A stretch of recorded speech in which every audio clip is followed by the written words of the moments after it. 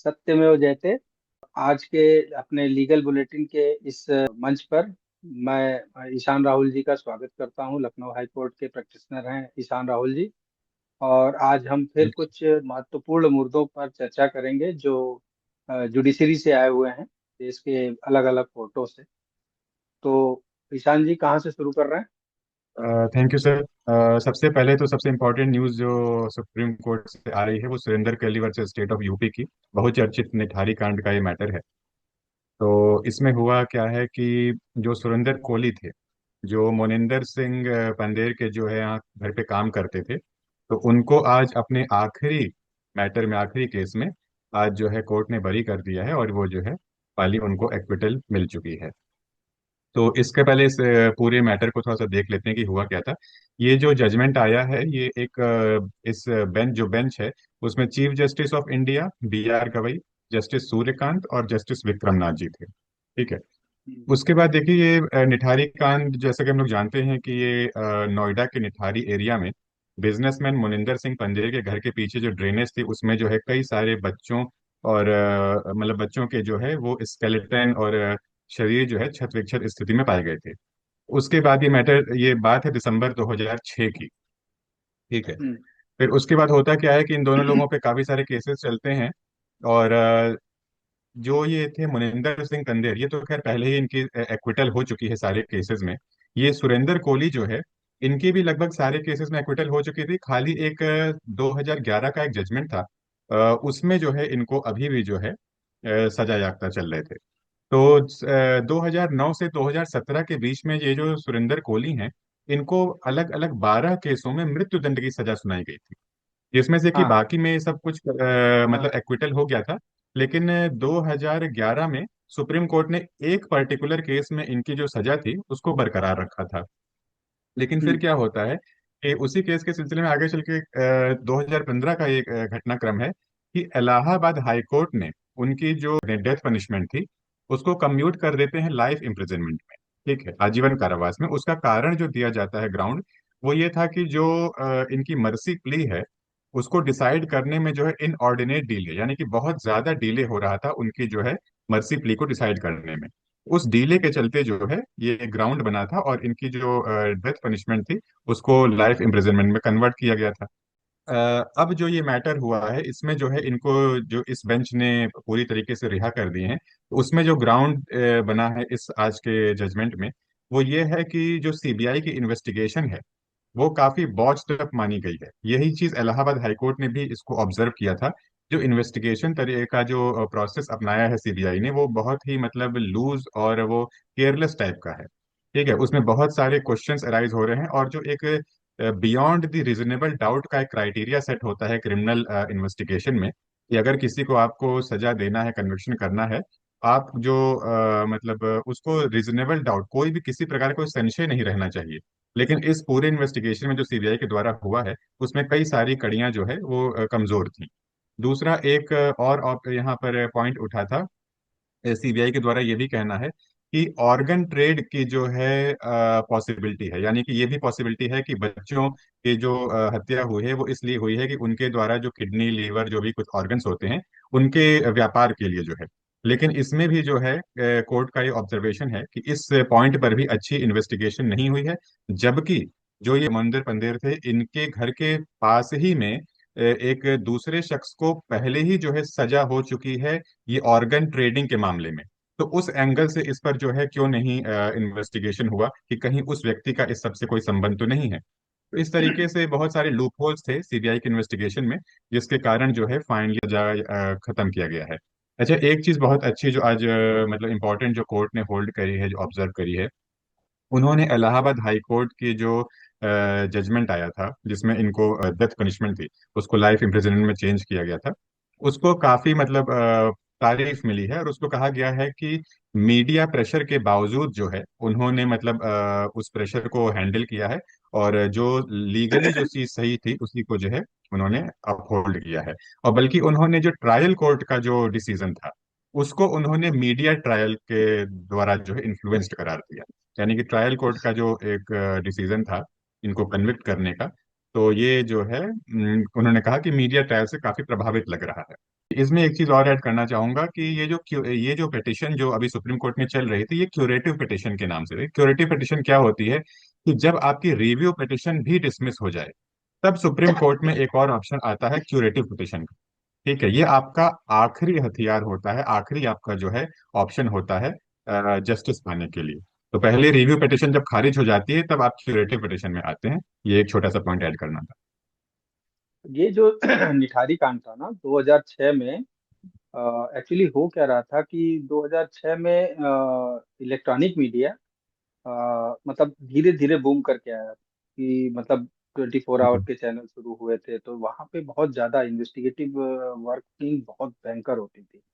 और social media हम्म। थोड़े थोड़े मतलब जैसे अंगड़ाई लेते हुए आगे आ रहा था। तो ये हम्म। दोनों प्लेटफॉर्म लोगों को मिले तो इसका मीडिया ट्रायल बहुत भयंकर पैमाने पर हुआ, निश्चित तौर पे प्रेशर में रही होगी कोर्ट। तो इस चीज को कोर्ट ने, सुप्रीम कोर्ट ने अपने ऑब्जर्वेशन में भी कोट किया है। ये बहुत बड़ी बात है। तो जी। मैं एक केस मैं बात करना चाहता था, ये गुवाहाटी हाई कोर्ट का डिसीजन है। और अब्दुल हमीद बनाम असम राज्य और अन्य का मामला था ये बेसिकली पॉक्सो एक्ट और रेप के मामले में सुनाई गई सजा थी, जिसको गुवाहाटी हाई कोर्ट ने रद्द कर दिया है। इस मामले की सुनवाई जो कर रहे थे जस्टिस माइकल जोनांत कुमा और जस्टिस मिताली ठाकुर। ये मामला ये था कि एक लड़की है जो जिसने आरोप लगाया है, वो किसी के घर पे काम करती थी और उसने आरोप लगाया कि इन्होंने हमारे साथ रिश्ते बनाए, जिसके चलते वो प्रेग्नेंट हो। तो मुकदमा दर्ज हो गया। दो धाराओं में दर्ज हुआ था, 376(3) और जो पॉक्सो एक्ट की ये धारा है 6। इन दो धाराओं में मुकदमा दर्ज किया गया। इस मुकदमे की पूरी खासियत ये थी कि ये पूरा का पूरा डीएनए रिपोर्ट पे डिपेंड है। डीएनए रिपोर्ट जब आई तो उसने, जिसके ऊपर आरोप लगा था, उसको उसका फादर बताने से इनकार कर दिया। तो यानी कि पूरा का पूरा जो सिस्टम ही था वो ब्रेक कर गया। अभियोजन का जो पूरा डिपेंडेंसी थी उस एक फैक्ट पे, वो फैक्ट क्रैक कर गया। अब क्रैक कर गया तो निश्चित तौर पे वो उसका एडवांटेज जो है उसी को मिलना है जो आरोपित है। और इसी के आधार पर जो है कोर्ट ने इसको जो है बरी कर दिया जो है। ठीक है। अब ये मतलब एक था कि 164 के बयान को लेकर भी इसमें काफी बात हुई, लेकिन बयान को कोर्ट ने सेटिस्फाइड किया कि भाई, जब आपने दिया है एक इलेक्ट्रॉनिक एविडेंस जिसका 100% पुख्ता प्रमाण हो सकता है, वो डीएनए टेस्ट था। और जब डीएनए टेस्ट ही, जब उसकी रिपोर्ट आई और रिपोर्ट में उसने खारिज कर दिया, तो बाकी सारी चीजें अपने आप खत्म हो जाती है, तो किनारे हो गए। क्योंकि इस तरह के पॉक्सो एक्ट के दुरुपयोग के मामले भी बहुत सारे आ रहे हैं और पॉक्सो एक्ट बहुत प्रचलन में है इस समय खास तौर से। आप देखिए कि जो मुकदमे दर्ज होते हैं, अगर 18 साल से कम उम्र है लड़की की तो वो पॉक्सो एक्ट ऑटोमेटिकली हो जाता है। और खास तौर से जो कम उम्र के में इश्क वाले जो मामले होते हैं, उसमें जो बच्चे भाग जाते हैं घर से परिवार की रजामंदी न मिलने के चलते, तो उसमें भी पॉक्सो एक्ट बहुत फ्लुएंसी के साथ इस्तेमाल कर होता है। तो उस लिहाज से ये बड़ा डिसीजन है। तो यहाँ से हम इसको, गुवाहाटी का हमने जानबूझ के इस केस को उठाया था। जी बिल्कुल सर, बहुत इंपॉर्टेंट केस आपने बताया। हम्म। अगला केस देखिए जो मेरे पास है, वो K S Manjunath and others versus Moorasavirappa का केस है। ये सुप्रीम कोर्ट की bench justice J B Pardiwala और आर महादेवन को इन्होंने जो है ये जजमेंट दिया है। देखिए, ये जजमेंट जो है section 19 B of Specific Relief Act 1963 से संबंधित है।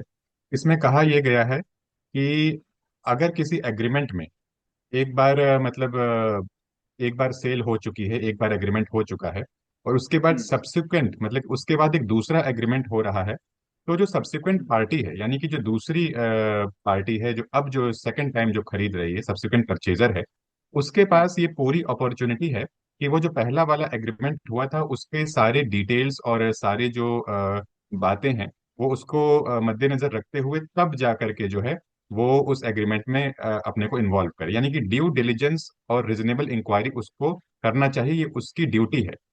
तो अगर कोई सब्सिक्वेंट परचेजर, यानी कि उसी एग्रीमेंट में जो सेकंड बार जो एग्रीमेंट हो रहा है, उसमें अगर कोई पार्टी जो परचेज कर रही है, वो मतलब कि वो उतना सतर्क नहीं है, वो पहले जो एग्रीमेंट हुआ है उसकी जो टर्म्स थे उसमें क्या क्या घटनाएं हुई हैं उसके प्रति उसने कोई इंक्वायरी अपनी एंड से नहीं करी। और उसने परचेजर की बातों को एज इट इज मान लिया, जो जो परचेजर ने उससे वादा किया, जो जो चीजें उसने बताई, उसने बस उसी की बात पर मान लिया, अपनी एंड से कोई भी इंक्वायरी नहीं की।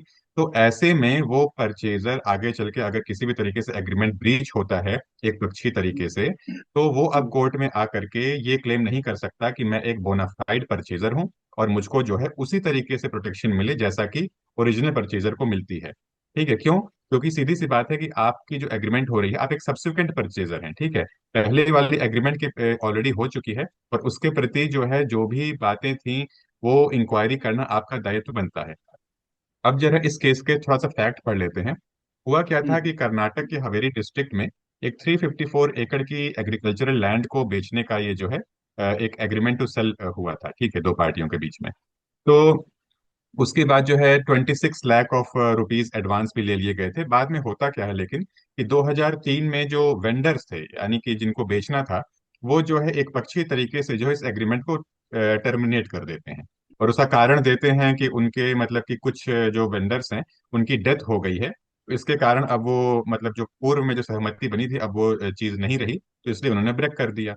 तो उसके बाद जो मतलब जो वेंडीज थे यानी कि जिनको बेचा जाना था वो प्रॉपर्टी जो खरीद रहे थे, तो उन्होंने फिर जो है एक सूट दायर किया जो है, ठीक है, अपने अधिकारों के लिए।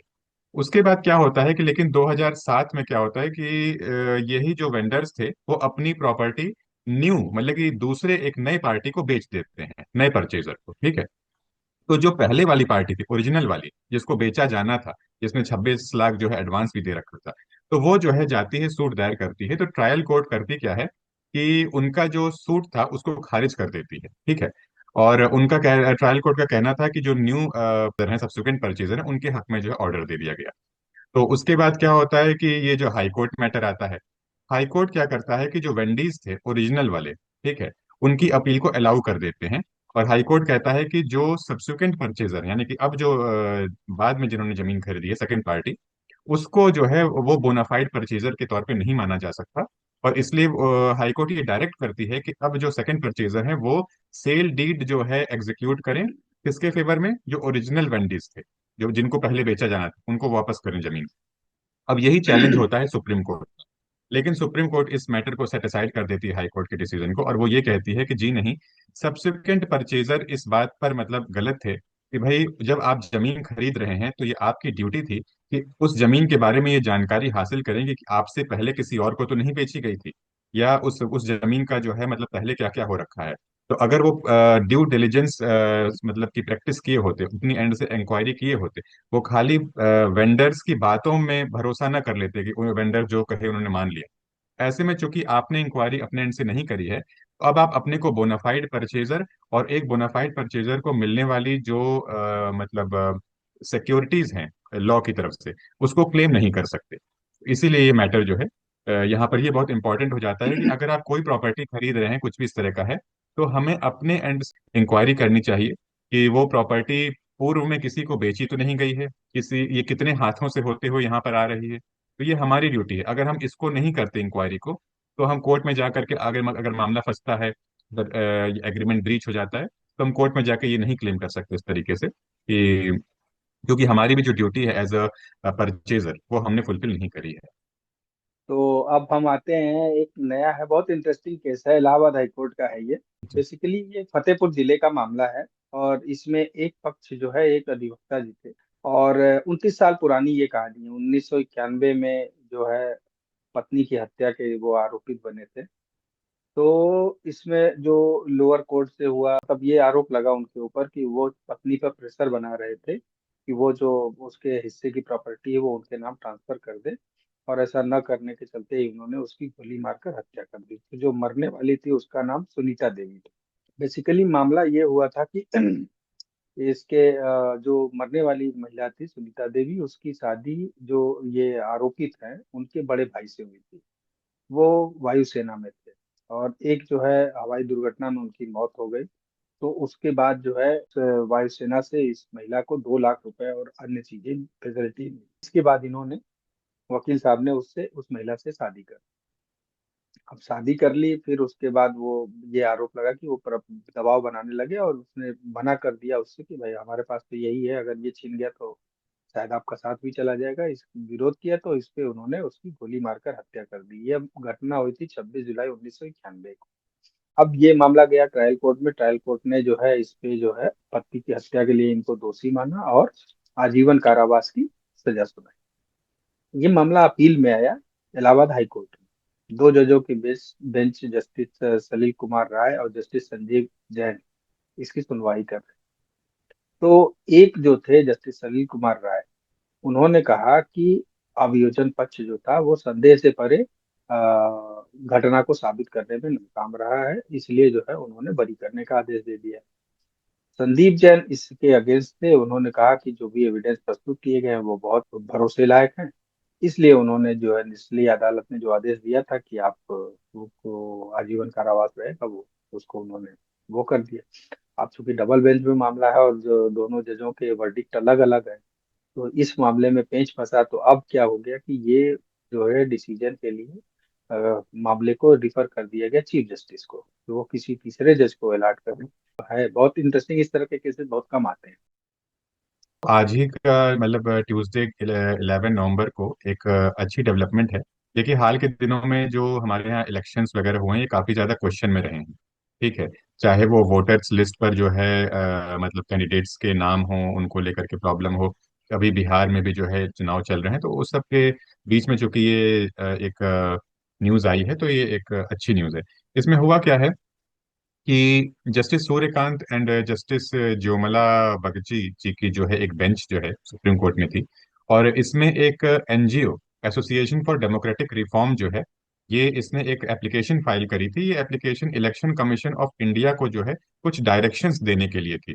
वो डायरेक्शन किस बात के लिए थी कि आपका जो इलेक्टोरल रोल है, कई स्टेट में चुनाव आने वाले हैं, तो उन इलेक्टोरल रोल्स को जो है कैसे आप स्पेशल इंटेंसिव रिवीजन कर सकते हैं उसका। यानी कि उसमें जो जो खामियां आई हैं, कुछ वोटर्स अब नहीं रहे, या कुछ लोगों का नाम जो है डुप्लीकेट हो जाता है, इस सब का मतलब डायरेक्शन के लिए एक एप्लीकेशन फाइल की गई थी।